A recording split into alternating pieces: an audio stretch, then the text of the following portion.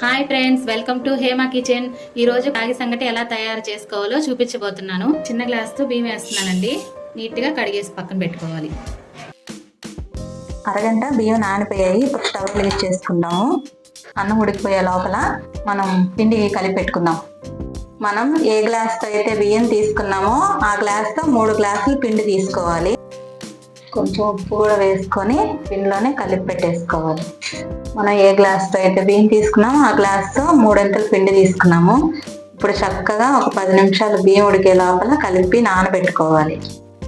చక్కగా నీళ్ళల్లో నీట్గా ఉండలు లేకుండా కలిసిపోయింది. ఇప్పుడు బియ్యం ఉడికేదాకా ఇది నానబెట్టుకుందాము.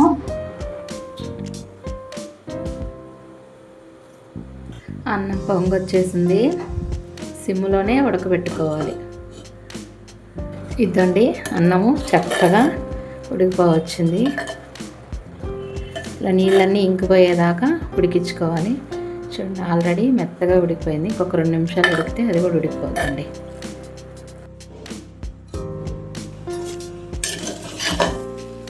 ఇదండి అన్నం మెత్తగా ఇలా గంధంలాగా ఉడికిపోవాలి. ఇదిగోండి, ఆల్రెడీ మనము పిండి నానబెట్టేసుకున్నాం కదా, ఇప్పుడు ఇందులో పోసేసి కలిపేసుకున్నాం. బియ్యం ఒక భాగం అయితే పిండి 3 భాగాలు వేసుకోవడం వల్ల సంగటి చాలా చాలా టేస్ట్గా ఉంటుంది. బియ్యం శాతం తక్కువ, పిండి శాతం ఎక్కువ చూసుకోవాలి.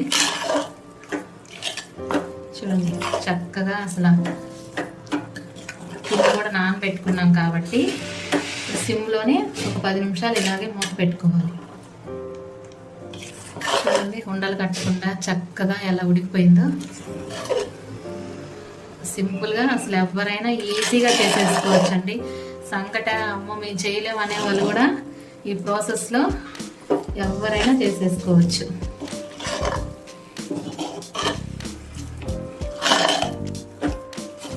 చూడండి, ఎక్కడ కొంచెం కూడా గడ్డలు కట్టలేదు. ఇప్పుడు దీన్ని ఇలాగే కొంచెం సిమ్లో ఉడకనించుకుందాం. ఉడికిపోయిందేమో చూసేద్దాం. 10 నిమిషాల్లో చక్కగా ఉడికిపోయింది, పచ్చి వాసన లేకుండా.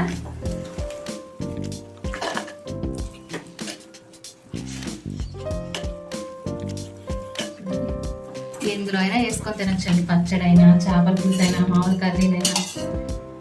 దీంట్లో 2 స్పూన్లు నెయ్యి వేసుకుందాము.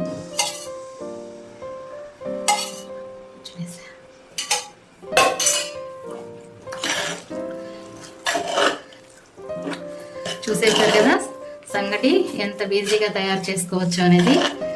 ఇలా తయారు చేసుకుంటే నైట్ పెట్టుకున్నా కానీ నైట్ తిని ఉదయం అంబలు కాసుకొని అంబల్లా కలుపుకొని కూడా ఉదయాన్నే బ్రేక్ఫాస్ట్కి కూడా అలా తాగొచ్చండి. లేదంటే ఇలా చేసుకొని పచ్చడైనా, పప్పు చారుకైనా, పులుసులైనా, ఏ గ్రేవీకైనా సంగటి చాలా బాగుంటుంది. ఇదిగోండి, వేడి వేడి సంగటి రెడీ అయిపోయింది. ఎవరైనా ఈజీగా ఇంట్లోనే తయారు చేసుకోవచ్చు. మర్చిపోకుండా షేర్ చేయండి, కామెంట్ చేయండి, నా ఛానల్ని సబ్స్క్రైబ్ చేసుకోండి.